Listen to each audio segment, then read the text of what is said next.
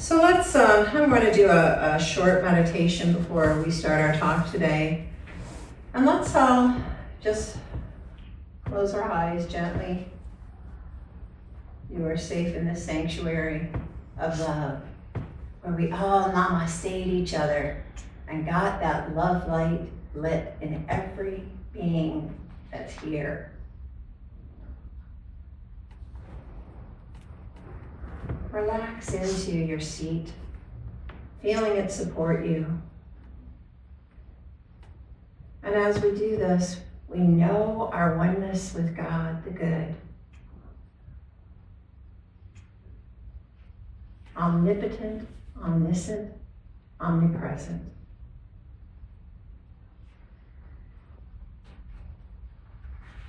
We feel that good flowing through us. Starting at our toes. Wiggle your toes.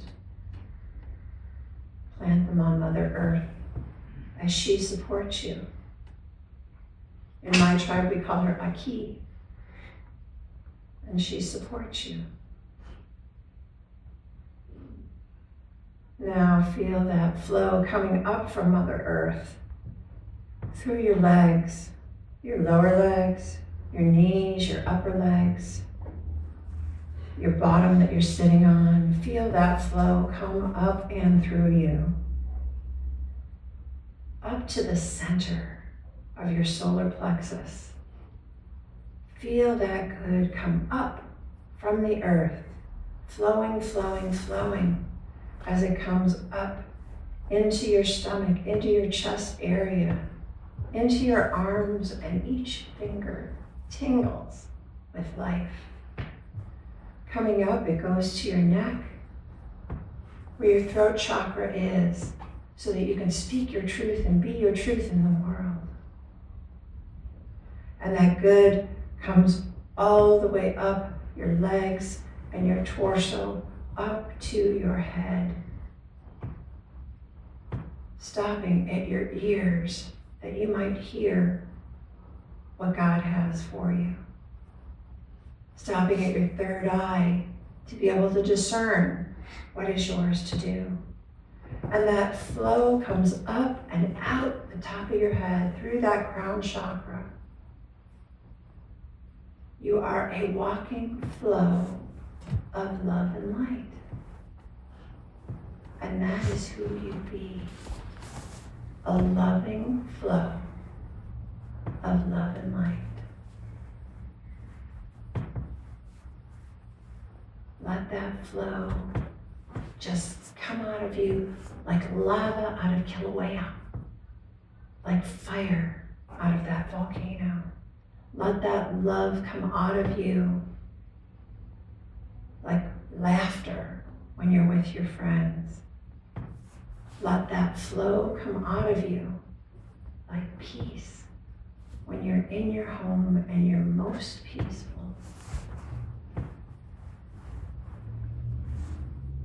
You are the flow.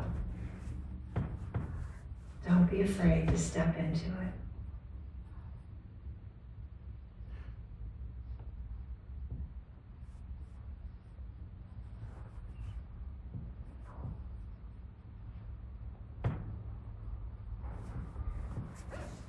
And now we come back to the here and the now.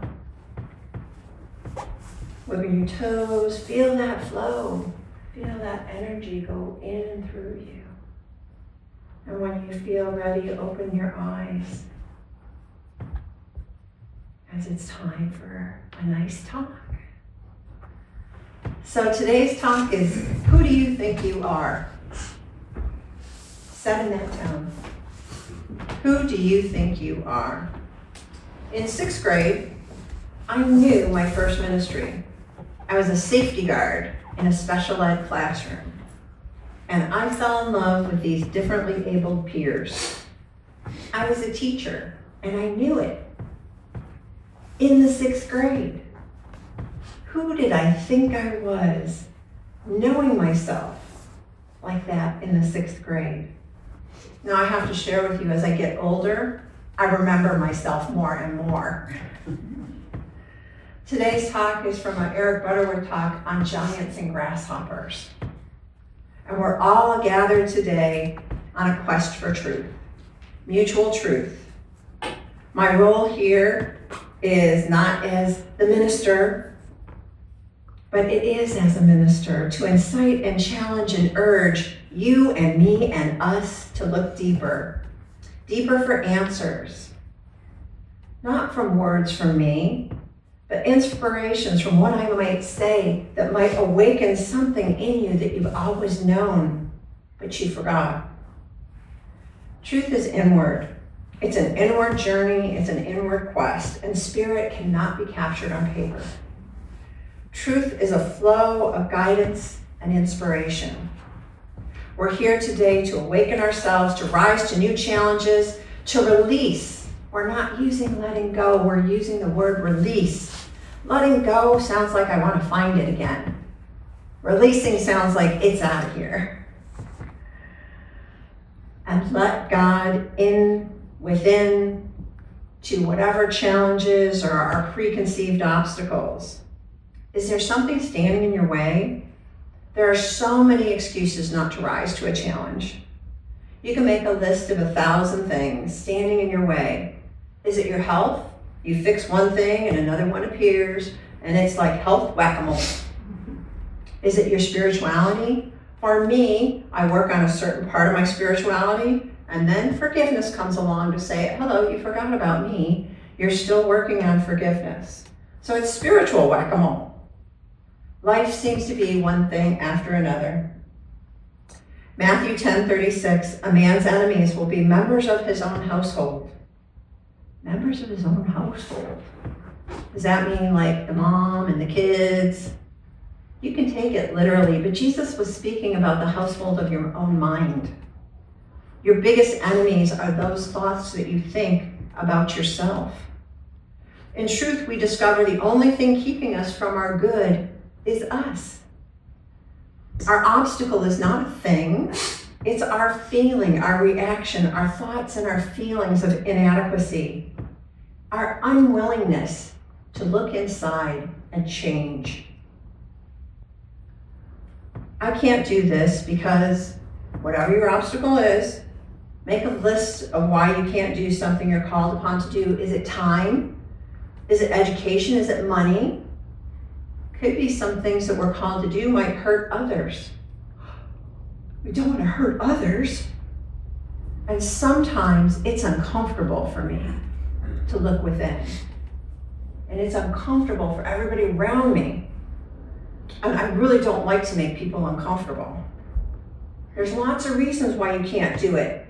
And if you think no one will understand, you say, no one knows what I'm going through. And you're right, no one does. But the lives of great people demonstrate that there's no reason to fail. Dr. Martin Luther King and Nelson Mandela are a few people who come to mind. Most of our problems, our thoughts, our complexes and our attitudes, our perceptions, and our reactions to things. Why do we react like we do? We're conditioned by life. We're told we're not smart enough, we're not rich enough. It's the dreaded ain't gots. Ain't got the education, ain't got the money, ain't got the time, and we're told no a lot. And we're told, don't you get too big-headed. I heard that one a lot. Don't you get too big-headed. What we're told blocks, actually, our consciousness from growing. And we need to release what they said about us. When I was in my 4th year of ministerial school, I was going home to Michigan, and it was Thanksgiving time, and I had Unity of the West Side work to get done before I went, and I had classwork that I had to get done before I went, and then I had Options for Life, which is my business, to do before I went, and I have 3 dogs at my house that had to be set up to be taken care of before I went. So I was going back to Detroit to do LNOs, which are licensing and ordination exams, where you give a talk and then they rip apart your talk and tell you all the things you did wrong. Sometimes they tell you the things you did right, but it's testing to be a minister. So I was taking 6 classes at the time. Beside all these jobs, I had 6 classes going. Now, I was usually taking 1 class or 2 classes, but this semester I decided I've had enough of ministerial school. I'm going to get it all done and take 6 classes. And one of the classes I was taking was advanced metaphysics, and I had a paper due. So I wrote my paper really fast. I wrote it from my head, not my heart. But I checked all the boxes and I flew off to Michigan, and when I landed in Michigan, I opened up my email and I had my first F, fail. When I reread what I wrote, it was crap. But here was my self-talk. Finally, somebody knew I was a fake. Somebody knew I was a phony. I had no business in ministerial school. I felt wonderful, incredible, horrible relief. I felt like quitting. And it was great because I could finally quit. Finally, I had proof that I was in over my head in ministerial school. Who did I think I was? So I went into prayer and meditation, and what kept coming up was to look within, look within. I hate that message, by the way, look within. I spent some time and I looked within, and what came to me was to rewrite the paper. So I rewrote the paper, and I explained in an email about to the instructor about the 6 classes, and I didn't ask for anything. I just wanted her to know that this was the paper I should have turned in. And the instructor, Reverend Karol, she's written like 10 metaphysical books. She was so kind to me, and I wound up getting an A on the paper. She changed my grade. But my obstacle was not a bad grade. You see, it's how we perceive our obstacles and our challenges. In looking within, as I started to do the work of my challenge, I didn't allow this to become an obstacle in my consciousness. I changed my mind from all the bad thoughts about myself to thinking about how far I had come. It was my 4th year of ministerial school, how much work I had done those past 4 years, how much I had shifted and changed my mind on so many things I believed. I didn't invite the challenge to take up a chair and to stay. I had a moment. And then I corrected things as best I could with no expectations. And then I released it. People tell us who we are all our life. We identify ourselves through our parents, our teachers, our aunts, our relatives, our siblings, our friends, and their version and vision of us. You take in some barb or some snide remark that somebody said against you, all those negative things we're told. Our human brain says, see, they were right about you. However, our drive to achieve must be stronger than the obstacle. And I'm reminded of the Bible story about the children of Israel. They were coming out of Egypt under the direction of Moses to the promised land. Metaphysically, from the Bible, Egypt represents that Coptic land. From the Hebrew name Mizraim, which means misery, tribulation, distress. Ever had misery, tribulation, distress? That's our own personal Egypt in our life, and we all have these Egypts in our lives. Misery, distress, tribulation. In physical, it could be weight, it could be drinking, it could be the choices we make, it could be our desires, it could be the fact that we're gossiping, it could be your intellect or your mind, it could be that you're not being logical with yourself like you would be with somebody else. In your emotional psyche, it could be anger or it could be shame. Financial, it could feel like lack. Egypt represents our distress. And the Bible suggests that there's always a way shower that comes along, shows us a way out of our enslavement. Friends, there's always something or someone who comes to lead us, who comes along as an inspiration of God, a healing process, an inner flow of guidance that urges us along, and ideas, divine ideas come to us. What comes along is that ascending urge of man or woman. What comes along is the God spell, God's activity in us. God's spell ever bubbling in us, as us. Moses is the symbol of that ascending urge into higher awareness to our promised land. Moses got all those people to leave with him out of their enslavement, and they crossed the river, where? To the promised land, to Canaan. And when they got to the promised land, they sent out 12 spies to check it out and report back. They were supposed to report on kind of how the place was and was it habitable and see who was there and what their defenses were to discern if they could live there and possess that land. It was the land of milk and honey. And the spies brought back these huge grapes, delicious grapes. 2 of the spies, Joshua and Caleb, said, "Let's go in."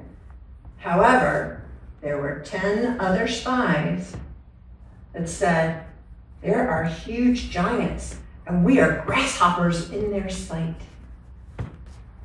How many giants and negatives are there when you have 2 thoughts for moving towards something good?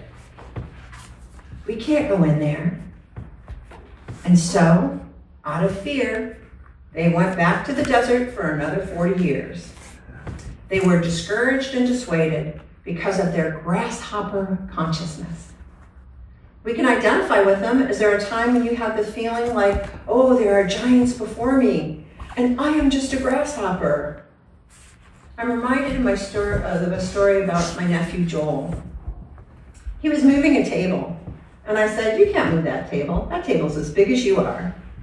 And he looked at me and he said, "I am as big as the table." So often we say something's too big, too much for me to handle. Back to that ain't got mentality. Ain't got the money, ain't got the time, ain't got the education. It's too much for me. Ain't got the help. I ain't got the resources. If you're thinking this, you're living as a grasshopper amongst giants. I invite you to release that thinking and be aware when you're thinking it and change your mind. There's a woman who lost her husband and after a great illness that he had, and there was no insurance, and she used all her assets to pay the bills. And she had 2 children to support. She only had $2, but she found an ad for work and she took a bus. It cost her $1 out of her $2. She met with hiring and said, "I've never worked. I don't know how to do anything." And the person that was hiring said, "Well, thank you for coming in and see you later." Because people who hire you actually want you to do something for the company. She waited for the bus and she was crushed. And she looked at the dollar that she had left and she turned it over. "In God We Trust" was on the back. And she started to think, the people who coined this phrase were going through so much more than her. She began thinking about herself, wait a second, I'm not a beggar. There's stuff I can do. There's a lot I can do. I have skills. And for the first time, she wasn't a victim. She went back into that same person and she asked again for a job. But she said to them, "I am really good with food. I cook for my family and they love it." And the person looked at her and said, "You know what? We're looking for people in the cafeteria." And she was hired. And her life changed just like that. The turning point came when she realized the problem had been and could be an obstacle of her own conscious thinking. She had been feeling sorry for herself. Poor dear, her husband died and she had 2 kids. How often this happens, but we can sympathize with her. But be careful that we don't feed into her obstacle consciousness. We need to be compassionate and assuring, but often we agree with that consciousness. We feed it and we invite a chair in and pull it up and stay a while, why don't you? Who am I? I'm a teacher first and foremost. What made me an effective teacher with people with special needs and challenges? I don't see what people can't do. I see all the things that people can do. It's followed me into ministry.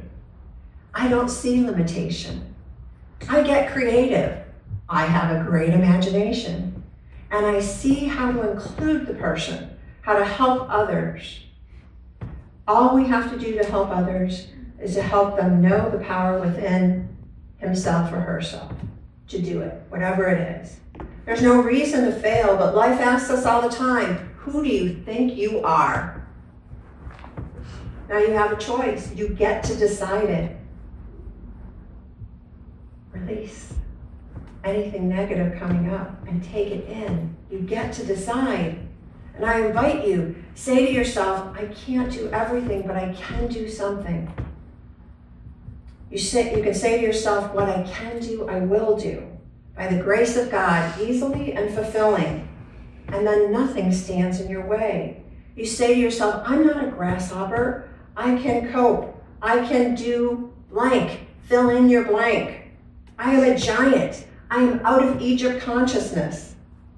1 Corinthians 10:13 says, there hath no temptation taken hold of you, but such is common to man. But God is faithful. He will not suffer you to be tempted beyond that which you are able to bear. But with the temptation will also make a way to escape and be able to bear it. Temptation gives us the obstacle. The problem is only there if we view the obstacle as a problem. Release. Let it go. Let God handle it. We're being tested and challenged. In the divine awareness in which we live, there's no way we can be without the means of overcoming our challenges. You might say, I'm in deep water, but it's okay. I know how to swim. Deep water for me was ministerial school, but it's okay. I got to know how to swim. I learned how to swim. And now I get better and better at swimming. I've got this. There's a Helen Keller quote, I'm not afraid of storms, for I've learned to sail my ship. The law is you will never experience deep water or testing without the means to rise above it. There are still the same 1,000 reasons why you cannot make it or do it, but you need not fail. Emmett Fox says, don't think about the problem. Think about another way.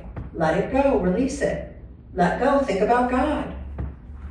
How often do you think about God when you're not in prayer?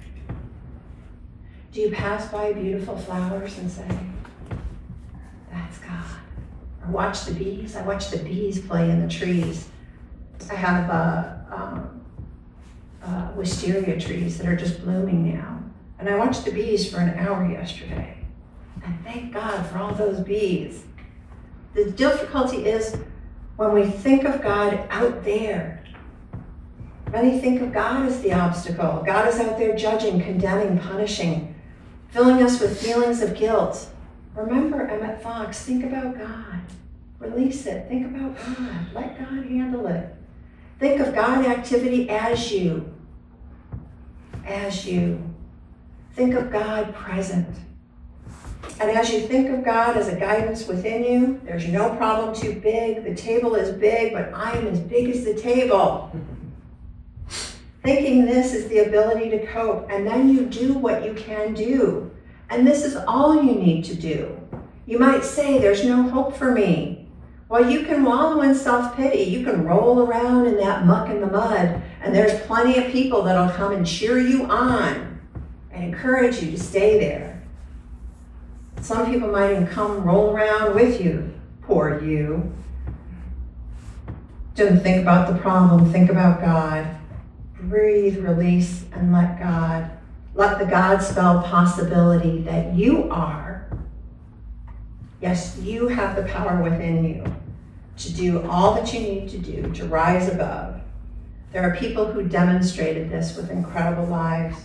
Dr. King inspired people to stand up for their civil rights, and the struggle continues into these days, long after he's left us. And yet he's still here with us. And you can see the Spirit in the people when you go to any type of function. Helen Keller was deaf and blind, and yet she got a bachelor's degree and made life better for people with disabilities. Einstein was nonverbal till age 4. Bill Gates, his first business failed.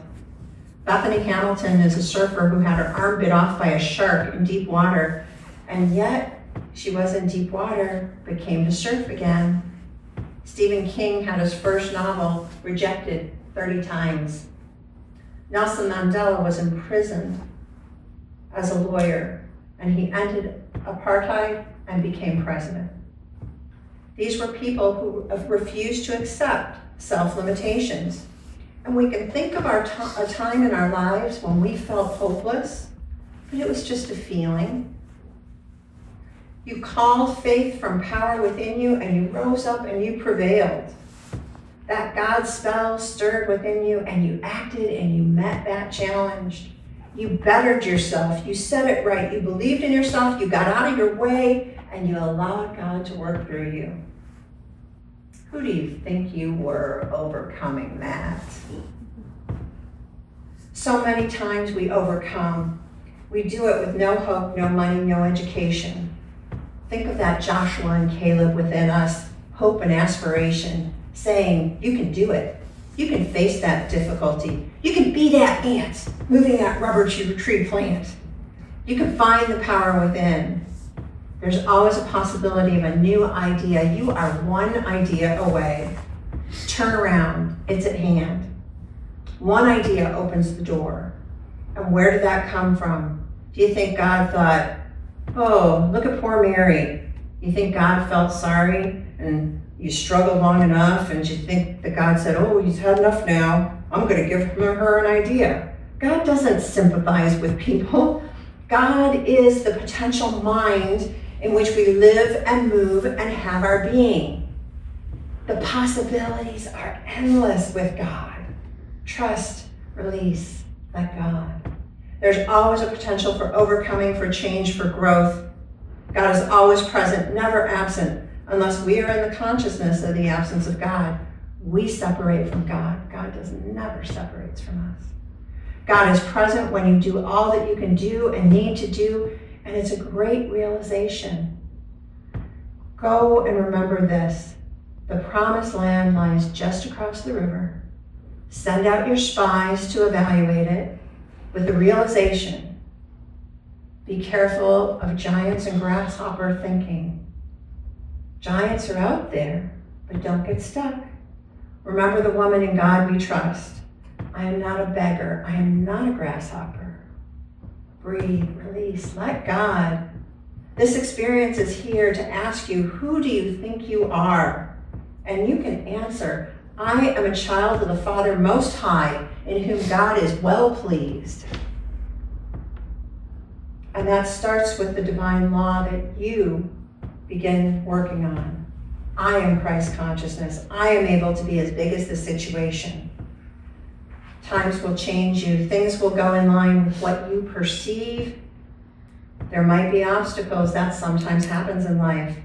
I haven't met anyone who never had obstacles or challenges.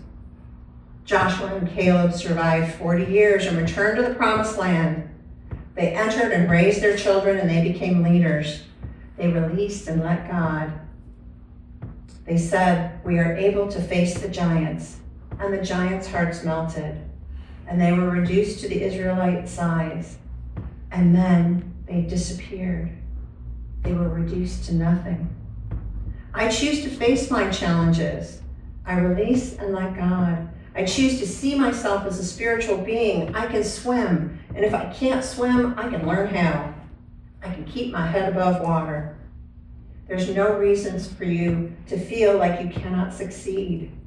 Your idea can pop into your head just like that. Breathe, release, let God. You have the divine potential. If you desire to do it, give it power. You came to do things in this thing called life. It's not easy, it's not comfortable, but you can enter the promised land, and then you can possess that land. Because that's the land that you're supposed to dwell in. I'm going to do a callback affirmation today. I say, who do you think you are? And you say, I am a beloved child of the God Most High. I've got this, whatever this might be. I am a I'm going to say, I should have put it on a spot. I'm going to say, who do you think you are? And you're going to say, I am a beloved child of the God Most High. I've got this, whatever this might be. I've got this, whatever this might be. Okay. Who do you think you are? I am a beloved child of the God Most High. I've got this, whatever this might be. Release. Breathe. Possess your promised land. Thank you for letting me talk today.